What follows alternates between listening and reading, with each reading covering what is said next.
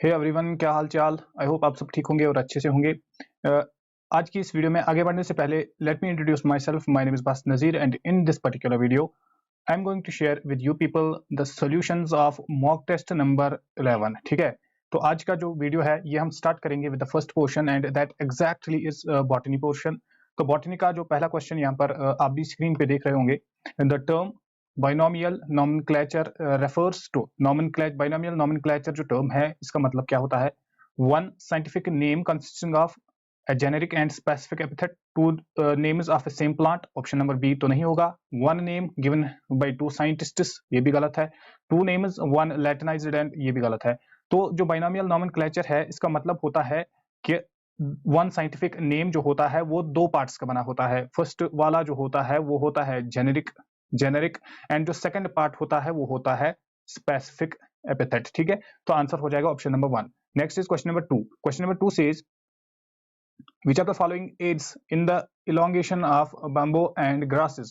bamboo and grasses जो है उनकी elongation में इनमें से कौन सा वाला हेल्प करता है। इंटरकैलरी, एपिकल, लेटरल और सेकेंडरी मेरिस्टम। तो intercalary will be the right answer. ठीक, इसके बाद क्वेश्चन नंबर 103 है, that is which of the following statements concerning the epidermal tissue system is or are correct। इनमें से हमें करेक्ट स्टेटमेंट्स को देखना है। ठीक है, question number 103।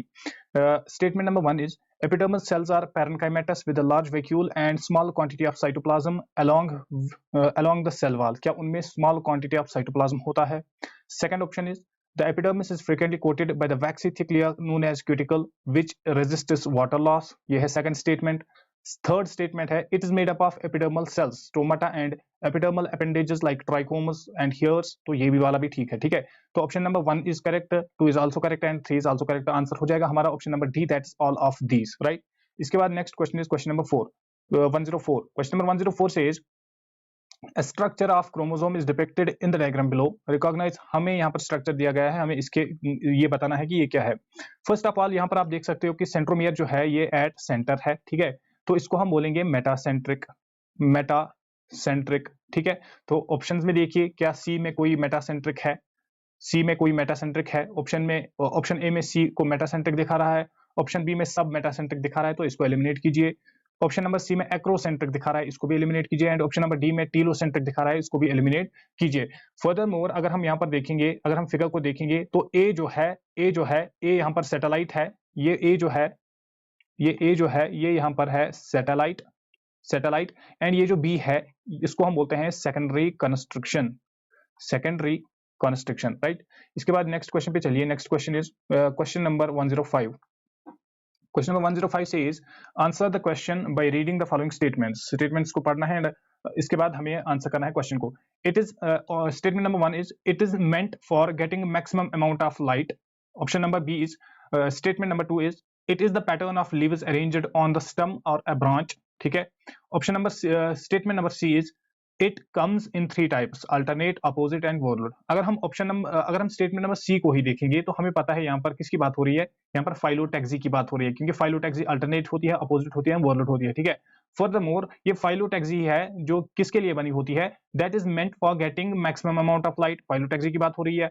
It is the pattern of leaves arranged on the stem और अ ब्रांच, इसको भी फाइलोटैक्सी ही बोलेंगे। ठीक है, आंसर हो जाएगा हमारा option number B. Next is question number 106 and question number 106 is in which of the following do the two names refer to the tricarboxylic acid cycle। इनमें से T3 साइकिल जो है उसके दो और नाम है, वो कौन से हैं। Option number 1 alpha keto glutaric acid, गलत है। Option number B citric acid and Krebs cycle, हाँ ये वाला ठीक है। T3 साइकिल जो है इसी को हम बोलते हैं साइट्रिक एसिड साइकिल भी, और इसके साथ साथ इसी को हम बोलते हैं क्रेब्स साइकिल। ठीक है, तो आंसर हो जाएगा option number B. Next is question number 107। Question number 107 says which of the following has same chemical makeup as abscisic acid। abscisic acid का केमिकल मेकअप इनमें से किसके साथ मिलता है। अगर हम abscisic acid की बात करेंगे तो ये इंड्यूस करता है, इट इंड्यूसेस डोरमेंसी। ठीक है, इट इंड्यूसेस डोरमेंसी। अब ऑप्शंस को देखो, 2,4-D no, kinetin no, indole 3 acetic acid no. यहाँ पर option number D that is dormin एक ऐसा हमें देखने को मिला जो क्या करता है, जो इंड्यूस करता है dormancy. That means abscisic acid and this dormin are going to have same chemical makeup, right. इसके बाद next question is question number 108। Select the correct statement from the following list regarding the cell division. Cell division को consider करके यहाँ पर कुछ statements दिए गए हैं, हमें बताना है कि इनमें से करेक्ट कौन है। In the 24 hours average duration of the cell of the human cell the proper division lasts for only about an hour, ये तो ठीक है। Option number B, the M phase accounts for more than 95%, no, NCERT की line है, ये गलत है। Option number C, the M phase is the phase when actual cell division takes place and the I phase is the phase between two successive M phases। तो option number C भी मुझे ठीक लग रहा है। दैट मीन्स हमें यहाँ पर करेक्ट स्टेटमेंट्स को मार्क करना था, A and C will be the right answer. That means option number B. ठीक है यहाँ तक। इसके बाद चलिए नेक्स्ट क्वेश्चन पे। Next question is question number this is 109 and question number 109 says which of the following statements about phytohormones and how they work is true। हमें यहाँ पर ट्रू स्टेटमेंट को फाइंड आउट करना है। Gibberellins are the hormones that cause immature leaves to fall, ये तो गलत दिख रहा है मुझे। Ethylene is very beneficial for enhancing seed germination, क्या इथाइलिन का कोई इफेक्ट रहता है सीड जर्मिनेशन पे? नो, ये गलत है। Option number C is auxins play a role in apical dominance, correct है। Option number D, cytokinins in particular aid in delaying senescence, ये भी ठीक है। तो C and D will be the correct options among these all, right. इसके बाद next question पे चलिए। Next is question number 110। It says which of the following statements about stomata is incorrect. Stomata के अबाउट कौन से वाले statements यहाँ पर इनकरेक्ट है? Option number 1, the inner wall of each guard cell towards the stomatal aperture is thin and rigid. Option number 1 ही यहाँ पर गलत मुझे दिख रहा है, क्योंकि जो इनर वॉल होता है वो थिक होना चाहिए, एंड फ्लेक्सिबल होना चाहिए, राइट, एंड फ्लेक्सिबल होना चाहिए। तो option number 1 will be the right answer. बाकी ऑप्शंस को यहाँ पर चेक करने की जरूरत भी नहीं है। इसके बाद next question is question number 111। Choose the correct match, हमें करेक्ट मैच यहाँ पर चूज करना है। Photosynthetic autotrophs nutrient cycling, no. Photosynthetic जो होते हैं ये क्या करते हैं? ये नाइट्रोजन फिक्सेशन करते हैं, ठीक है, नाइट्रोजन फिक्सेशन। तो option number 1 will be the incorrect one. इसके बाद सेकंड ऑप्शन पे चलिए। कीमोसिंथेटिक ऑटोट्रॉफ्स, क्या वो नाइट्रोजन फिक्सेशन करते हैं? नो, वो क्या करते हैं? न्यूट्रिएंट साइक्लिंग वो करते हैं। तो ऑप्शन नंबर बी यहाँ पर इनकरेक्ट है। इसके बाद ऑप्शन नंबर सी पे चलिए। Heterotrophic bacteria are used for the production of antibiotics, ये वाला ठीक है। इसके बाद माइकोप्लाज्मा प्रोडक्शन ऑफ कर्ड, तो ये वाला भी गलत है। तो आंसर हो जाएगा हमारा option number C. Next is question number 112। Vessels differ from tracheids, vessels और ट्रैकीड्स में क्या फर्क होती है? Vessels are living. Vessels are being derived from a single cell by consisting of vertical rows of the cells with dissolved cross walls. Option number C will be the right answer. Easy सा question था। Next is 113th question. It says why is the capsule advantageous to a bacterium? Bacterium का जो capsule होता है ये किस चीज में हेल्प करता है? Why is it advantageous? ठीक है। It protects the bacterium from desiccation, ये तो ठीक है, ये वाला स्टेटमेंट। इसके बाद स्टेटमेंट नेक्स्ट पे चलिए। It provides means for locomotion, ये तो नहीं रख रहा है। इसके बाद ऑप्शन नंबर सी पे चलिए। It allows the bacterium to hide from the host immune system, ठीक है, होस्ट इम्यून सिस्टम। तो ऑप्शन नंबर सी भी यहाँ पर करेक्ट है। बेसिकली जो बैक्टीरिया में जो कैप्सूल होता है ये इसको प्रोटेक्ट करता है डेसिकेशन से भी, एंड इसके अलावा it allows bacteria to hide, right, hiding में भी ये इसको हेल्प करता है। तो आंसर हमारा हो जाएगा option number D. That means both A and C are going to be the right answer for these questions, right. इसके बाद चलिए नेक्स्ट क्वेश्चन पे। That's question number 114। It says stomata open when the guard cells have. Stomata कब open होती है? क्या उनमें जब लेस पोटेशियम होगा या ज्यादा पोटेशियम होगा? ऑब्वियसली जब कंसंट्रेशन ऑफ पोटेशियम ज्यादा होगी उनमें तो जो गार्ड सेल्स होगी ये टर्जिड बन जाती है, as a result of it जो स्टोमेटा जो होता है वो ओपन होता है, ठीक है। आंसर हो जाएगा option number B. Next is question number 115। It says identify the viruses parts labelled as A B C and D. यहाँ पर वायरस का एक स्ट्रक्चर दिया गया है, हमें इसके पार्ट्स को यहाँ पर मार्क करना है। तो ए हमें दिख रहा है कि ए क्या है? ए है हेड, ए यहाँ पर है हेड, ठीक है। इसके बाद अगर हम बी, इसके बाद है यहाँ पर सी। अगर हम सी की बात करेंगे तो दिस इज कॉलर, ठीक है। इसके बाद अगर हम यहाँ पर है बी, अगर हम बी की बात करेंगे ये शीथ है, और इसके बाद अगर हम डी की बात करेंगे तो डी क्या है? टेल फाइबर, ठीक है। तो ऑप्शंस को देखिए, ऑप्शन यहाँ पर हमारा सी मैच कर रहा है, ठीक। Next is question number 116। It says which of these is not an example of cleistogamous flower. इनमें से कौन एग्जांपल नहीं है किसकी? क्लिस्टोगैमस फ्लावर की। जो एग्जांपल नहीं होगी दैट मींस कौन सा फ्लावर इनमें से चेस्मोगैमस है? गैमस है। अब चेस्मोगैमस हम कैसे पता करेंगे, इनमें से कौन सा वाला फ्लावर चेस्मोगैमस है? हम यहाँ पर इस तरीके से पता कर सकते हैं कि किसमें क्रॉस पॉलिनेशन होती है। क्रॉस पॉलिनेशन होती है। बेसिकली जो फ्लावर चेस्मोगैमस होता है दैट मींस वो फ्लावर ओपन होता है, और जब एक फ्लावर ओपन होता है तो उसमें क्रॉस पॉलिनेशन होती है। तो ऑक्सैलिस, कोमेलिनिया एंड वायोला ये जो है ये क्लिस्टोगैमस फ्लावर्स हैं, ठीक है। तो ये क्लिस्टोगैमस फ्लावर्स है, और जो वेल्सिनेरिया है ये एक चेस्मोगैमस फ्लावर होता है। आंसर हो जाएगा हमारा option number D. Next is question number 117। It says which of this codons has dual function. इनमें से यहाँ पर कुछ कोडॉन्स दिए गए हैं, इनमें से किसकी ड्यूअल फंक्शन है? AUG का नाम आपने सुना ही होगा, इसको हम बोलते हैं स्टार्टिंग कोडॉन। स्टार्टिंग कोडॉन, इसके अलावा ये कोड करता है कोड्स फॉर मेथियोनीन। मेथियोनीन, तो इसकी दो फंक्शंस होती है। आंसर हो जाएगा option number A. Next is question number 118। Which of these is not among the goals of human genome project. यहाँ पर कौन सा वाला ह्यूमन जीनोम प्रोजेक्ट का गोल नहीं था? आइडेंटिफाई ऑल द अप्रोक्सीमेटली 20,000 से लेकर 25,000 genes in the human DNA, ये तो करेक्ट है। To determine the sequence of 3 billion chemical base pairs that make up human DNA, ये भी करेक्ट है। Addressing the ethical, legal and social issues, ये भी ठीक है। तो आंसर हमारा हो जाएगा none of these. That means इनमें से कोई भी इनकरेक्ट नहीं है। सारे के सारे ऑप्शंस जो यहाँ पर दिए गए हैं, these are the goals of human genome project, right. इसके बाद next question is question number 119। It says match the column first with the column second. First is Mendel, Morgan and after that is Garrod. यहाँ पर देखिए, अगर हम Mendel की बात करेंगे, मेंडल को हम बोलते हैं father of genetics. Father of genetics, ठीक है। तो ए का आ जाएगा 3। ऑप्शंस को मैच कीजिए, ऑप्शन नंबर ए भी एलिमिनेट हो जाएगा एंड ऑप्शन नंबर बी भी यहाँ पर एलिमिनेट हो जाएगा। इसके बाद अगर हम मॉर्गन की बात करेंगे तो मॉर्गन को हम बोलेंगे फादर ऑफ एक्सपेरिमेंटल जेनेटिक्स, ठीक है ना, क्योंकि इसने एक्सपेरिमेंट्स किया है। तो ऑप्शन नंबर बी का हो जाएगा सेकंड वाला। तो आंसर हो जाएगा हमारा option number C. That means A को आ जाएगा थर्ड, बी को आ जाएगा सेकंड एंड सी वाला जो है गेरॉड, इसको आ जाएगा first, father of human genetics. किसको बोलते हैं? गेरॉड को बोलते हैं, right. Next is question number 120। It says Why are true breeding lines referred as homozygous? जो true breeding lines होती है उनको homozygous क्यों बोलते हैं? Because they carry similar alleles of a gene, they carry dissimilar alleles of a gene, they carry more than one allele, more than 2 allele, they carry only one allele.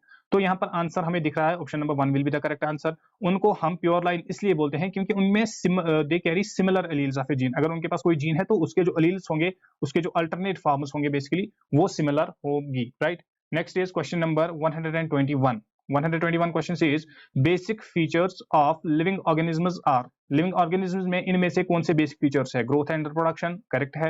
Reproduction and adaptation, correct है। Reproduction and ability to sense environment, ये भी correct है। तो answer हो जाएगा option number D, that means all of the above, right?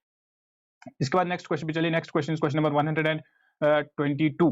Question number 122 says choose the wrong statement regarding the structure of bacterial cell. Bacterial cell को consider कीजिए और यहाँ पर रॉन्ग स्टेटमेंट को मार्क कीजिए, ठीक है। Option number 1 is statement number 1 is glycocalyx is the outermost envelope in the bacterium. Statement number 2 the glycocalyx could be loose sheath called the capsule. क्या लूज शीथ को हम capsule बोलते हैं? No, उसको हम बोलते हैं स्लाइम लेयर। स्लाइम लेयर, तो ये वाला इनकरेक्ट हो जाएगा। स्टेटमेंट नंबर 3 पे आ जाइए। The glycocalyx may be thick and tough, उसको हम बोलेंगे स्लाइम लेयर। नो, अगर वो थिक एंड टफ होगा तो उसको हम बोलेंगे कैप्सूल, उसको हम बोलेंगे कैप्सूल। तो ऑप्शन नंबर ये वाला भी इनकरेक्ट हो जाएगा। इसके बाद नेक्स्ट पे चलिए। A special structure formed by the plasma membrane is called mesosome. Option number IV है ये। इसके बाद अगर हम ऑप्शन नंबर नेक्स्ट पे चलेंगे, that is fifth. Yes, fifth is this. ये बोल रहा है small bristles like fibres sprouting out of the cell surface are called fimbriae. उनको क्या हम फिम्ब्रिए बोलते हैं? ये वाला भी ठीक है।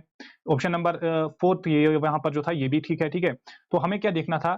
चूज द रॉन्ग स्टेटमेंट, हमें यहाँ पर रॉन्ग को मैच करना था। तो रॉन्ग हमारे पास कौन आया? Second and third. तो सेकंड एंड थर्ड वाला option, this option and this option जो है ये हमारे पास रॉन्ग ऑप्शंस आ गए। तक क्या कोई ऑप्शन यहाँ पर मैच कर रहा है? Option number D will be the right answer, ठीक है। इसके बाद चलिए नेक्स्ट क्वेश्चन पे, that is question number 123। It says non motile spores are. Non motile spores जो होते हैं उनको हम क्या बोलेंगे?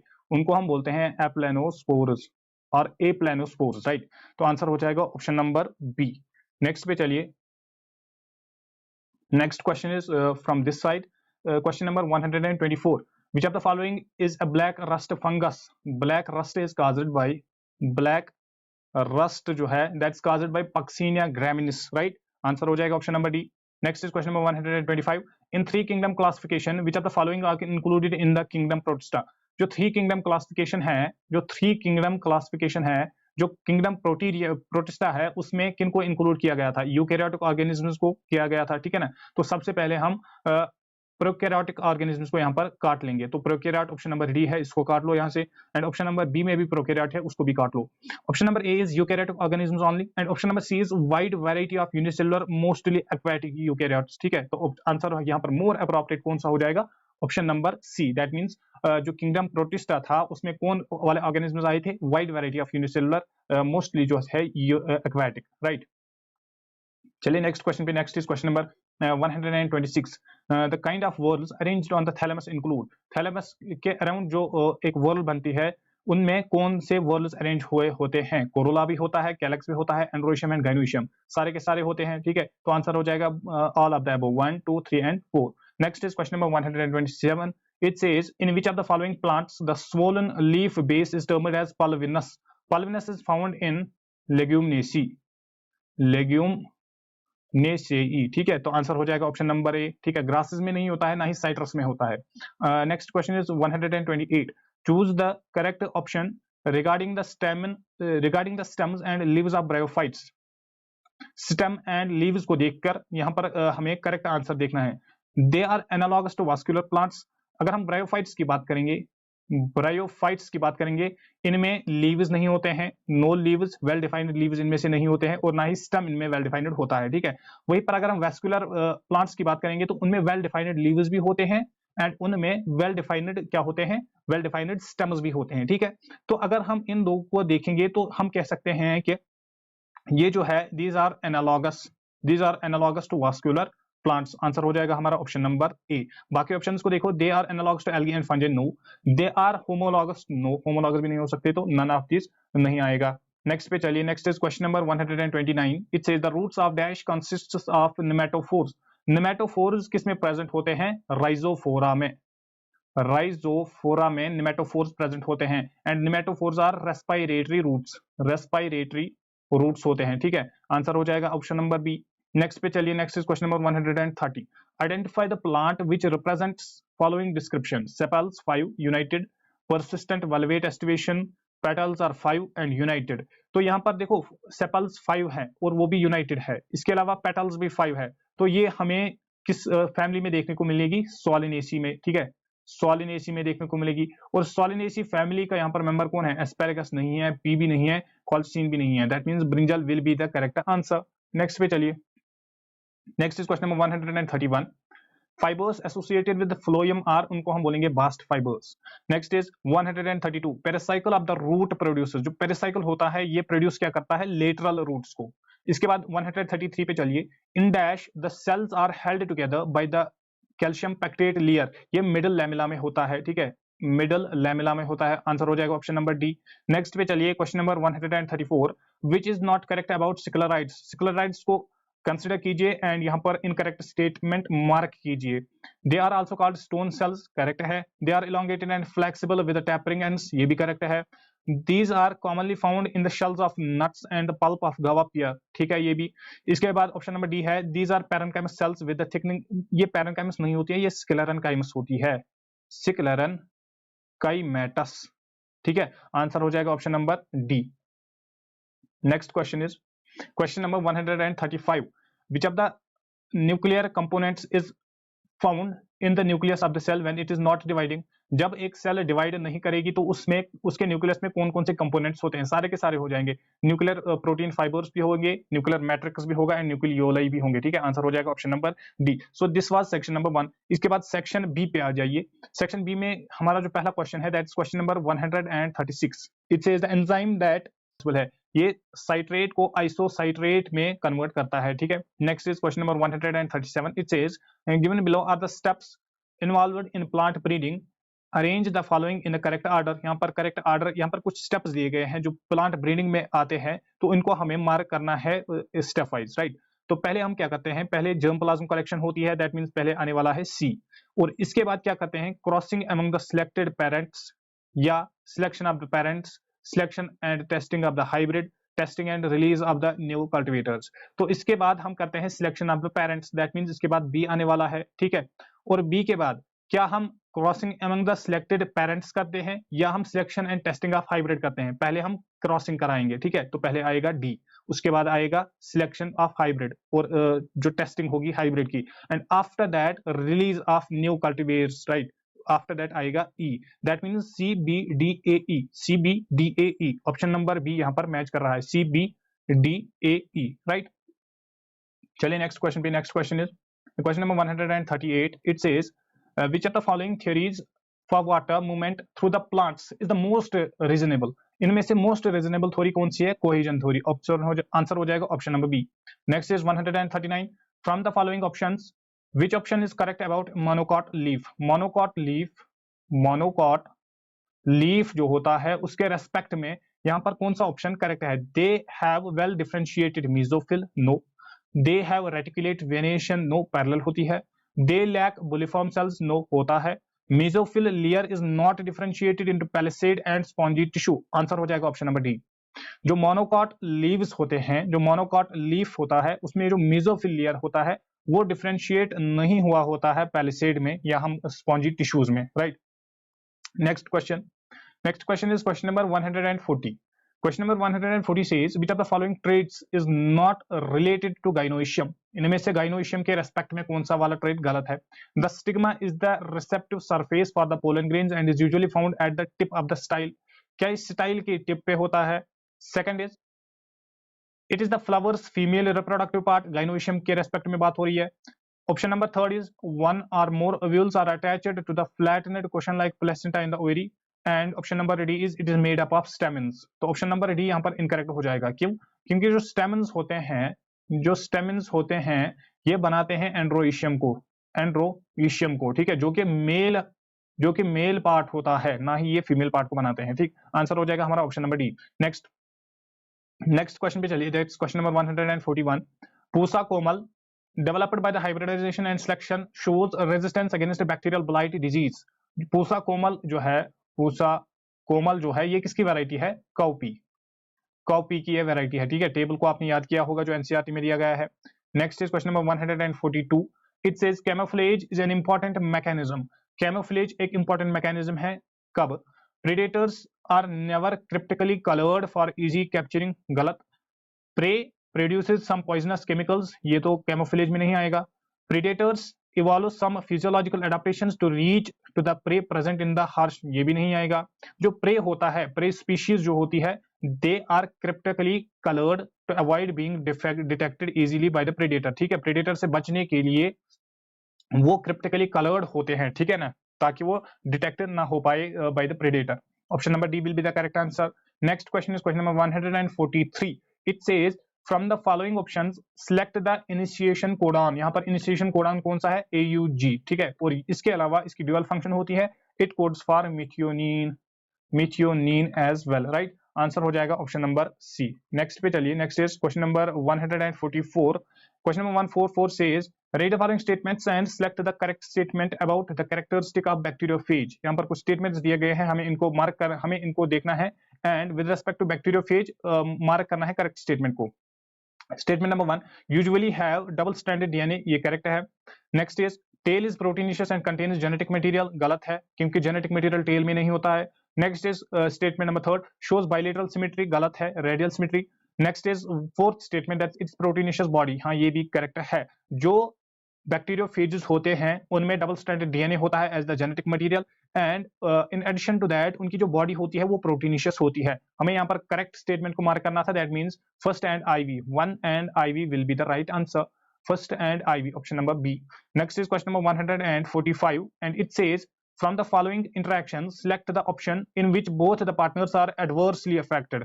पैरासाइटिज्म में क्या होता है? एक को होता है बेनिफिट एंड दूसरे को होता है हार्म, राइट।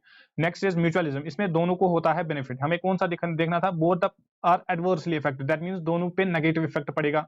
नेगेटिव इफेक्ट किस में पड़ता है? कंपटीशन में। कंपटीशन में दोनों जो कंपीटिंग स्पीशीज होती है उनमें एडवर्स इफेक्ट पड़ता है, नेगेटिवली इफेक्ट होते हैं। तो आंसर हो जाएगा option number C. Next is question number 147. It says major utilization of the carbon from atmosphere is through. Major utilization जो कार्बन की होती है एटमॉस्फेयर में वो किस प्रोसेस की हेल्प से होती है? डिकम्पोजिशन, रेस्पिरेशन, फोटोसिंथेसिस और ह्यूमन एक्टिविटीज। तो फोटोसिंथेसिस जो होती है इससे मैक्सिमम यूटिलाइजेशन होती है, मेजर यूटिलाइजेशन होती है, जिसको हम बोलेंगे fixation of carbon dioxide. Fixation of CO2 maximally कहां से होती है? फोटोसिंथेसिस से।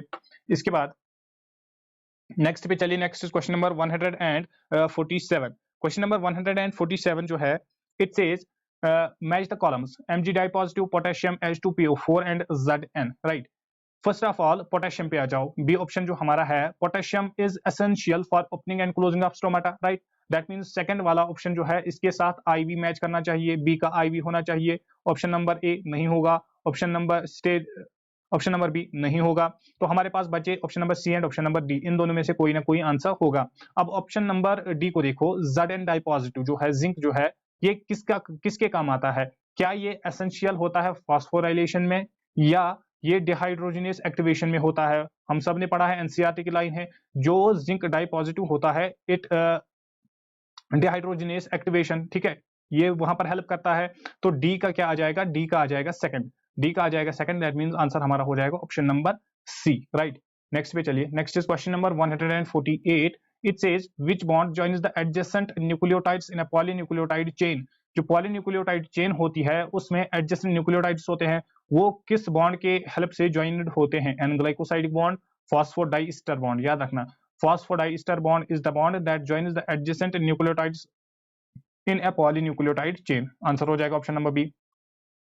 इसके बाद next question is question number 149 and that says plants which produce characteristic nematophores and show vivipary belong to. Nematophores किन में प्रेजेंट होते हैं? हेलोफाइट्स में।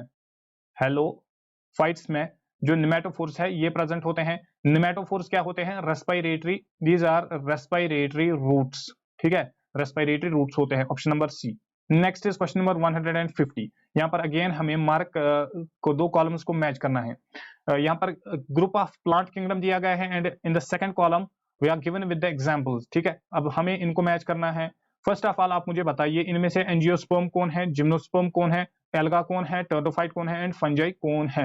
अगर हम जिम्नोस्पर्म की बात करेंगे तो हमें यहाँ पर जिम्नोस्पर्म देखने को मिल रहा है राइजोसाइकस, राइट। तो बी का आना चाहिए बी। तो अब ऑप्शंस को देखिए, ऑप्शन नंबर बी भी यहाँ पर एलिमिनेट हो जाएगा एंड ऑप्शन नंबर सी भी यहाँ पर एलिमिनेट हो जाएगा। इसके बाद अगर हम एंजियोस्पर्म की बात करेंगे तो एंजियोस्पर्म सोलेनम ट्यूबरोसम होगा, राइट। तो ए का आना चाहिए 3, ए का आना चाहिए 3, इसमें भी है, एंड ए का आना चाहिए 3, इसमें भी है। आफ्टर दैट सी ऑप्शन पे चलिए, C option is that is alga. तो एल्गा का आना चाहिए क्लाइमोडोमोनास, तो यहाँ पर भी एल्गा का क्लाइमोडोमोनास है एंड ऑप्शन नंबर डी में भी एल्गा का क्लाइमोडोमोनास है। इसके बाद डी वाले पे चलिए, दैट मींस टेरिडोफाइट। क्या टेरिडोफाइट का राइजोपस आएगा या टेरिडोफाइट का इक्विस्टम आएगा? टेरिडोफाइट इनमें से कौन सा है? इक्विस्टम। तो टेरिडोफाइट जो डी वाला ऑप्शन है इसका आना चाहिए सेकंड। डी वाले का यहाँ पर फोर्थ है, ये तो नहीं होगा। यहाँ पर डी वाले का क्या है? सेकंड है। दैट मींस आंसर हमारा हो जाएगा option number D, right. Answer हमारा हो जाएगा ऑप्शन नंबर डी, ठीक है। So these were the 50 questions, 35 from section 1 and the remaining questions from section 2 of the botany, right। इसके बाद हम चलेंगे नेक्स्ट पोर्शन पे, that is zoology portion, and zoology का सेक्शन नंबर 1 हम डिस्कस करेंगे। सेक्शन नंबर 1 में जो हमारा पहला क्वेश्चन है that is 151। phospholipids are the key components of the cell membranes because जो phospholipids होते हैं ये components होते हैं सेल मेम्ब्रेन्स के। क्यों? क्योंकि इनमें एक प्रॉपर्टी होती है, इनमें polar and non polar portions होते हैं, ठीक है, इनमें polar and non polar portions होते हैं, और we can say hydrophilic and hydrophobic. That is why when they come in contact with water ये मेम्ब्रेन की फॉर्मेशन कराते हैं। Next is question number 152। Choose the most accurate statement about periplaneta americana. Periplaneta americana को consider कीजिए और यहाँ पर correct statement को यहाँ पर मार्क कीजिए। अब फर्स्ट थिंग आपको याद रखना है, एनल सर्की जो होती है this is present in both, ये दोनों में होती है। एंड एनल स्टाइल की बात अगर हम करेंगे, स्टाइल ज्यादा मेल लोग मारते हैं, तो एनल स्टाइल्स मेल्स में प्रेजेंट होता है, ठीक है। अब स्टेटमेंट्स को पढ़िए, anal styles are absent and anal cerci are present in male, गलत है। Next is anal cerci are absent but anal styles are present in male, anal cerci क्या एब्सेंट होते हैं? No. Anal styles are absent and anal cerci are present in female, option number C हमारा correct answer बन जाएगा। Next is emasculation refers to, emasculation process जो होती है इसका मतलब क्या होता है? Pancreatic action on the fat droplets, no. Basically जब बाइल अपने एक्ट करता है फैट, लार्ज फैट ग्लोब्यूल्स पे, तो उसको हम बोलेंगे emasculation, ठीक है, emulsification, right. Next is question number 154. Choose the correct answer by matching the biomolecules in column first with their examples in column second. यहाँ पर column first and column second को हमें मैच करना है। फर्स्ट इज प्रोटीन, इनमें से protein कौन सा है? ट्रिप्सिन है, ठीक है, तो यहाँ पर ए का आ जाएगा थर्ड। इसके बाद न्यूक्लिक एसिड की बात करेंगे, न्यूक्लिक एसिड का आ जाएगा सेकंड। इसके बाद अगर लिपिड की बात करेंगे, लिपिड कौन सा है? यहाँ पर कोलेस्ट्रॉल, यहाँ पर लिपिड है। एंड कार्बोहाइड्रेट की बात करेंगे तो कार्बोहाइड्रेट यहाँ पर है इनुलिन, राइट। तो ए का आना चाहिए थर्ड, तो ए का आना चाहिए third, that means option number B will be the right answer. Next पे चलिए, next is question number 155। Which of the following conditions leads to the lungs ventilation rate to increase? Lung की जो ventilation rate है वो increase क्यों होती है? Because जब कार्बन डाइऑक्साइड का कंटेंट जो इनहेल्ड एयर होता है जब वो ज्यादा होगा, दैट मींस हमारी जो ब्रीदिंग है उसके लिए जो अर्ज होगी वो इंक्रीज होगी, और जब ब्रीदिंग अर्ज इंक्रीज होगी तो वेंटिलेशन ज्यादा होगी। आंसर हो जाएगा option number D, that means increase of carbon dioxide content in inhaled air, जो इनहेल हम एयर करेंगे, right. Next is question number 156. It says lymph ultimately releases the absorbed substances in. Ultimately यहाँ पर word use हुआ है, तो ultimately वो blood stream, that means veins में ही वो dissolve, veins में ही वो substances को release करेगा, right? Next पे चलिए, next is question number 157. It says the order of 3 layers of the cells in the retina from inside to outside. Retina में 3 cells होती है, retina जो होता है इसमें 3 लेयर्स ऑफ सेल्स होती है। अब हमें उनका ऑर्डर बताना है फ्रॉम इनसाइड टू आउटसाइड। उसके लिए आपको याद रखना है जीबीपी, जीबीपी ये है इनसाइड टू आउटसाइड। जो सबसे अंदर होती है उनको हम बोलते हैं गैंग्लियोनिक सेल्स। आफ्टर दैट आती है बी सेल्स जिनको हम बोलेंगे bipolar cells, and after that आएंगी पी सेल्स जिनको हम बोलेंगे फोटो रिसेप्टर सेल्स। तो आंसर हमारा मैच कर रहा है यहाँ पर ऑप्शन नंबर सी को, right. Next is question number 158।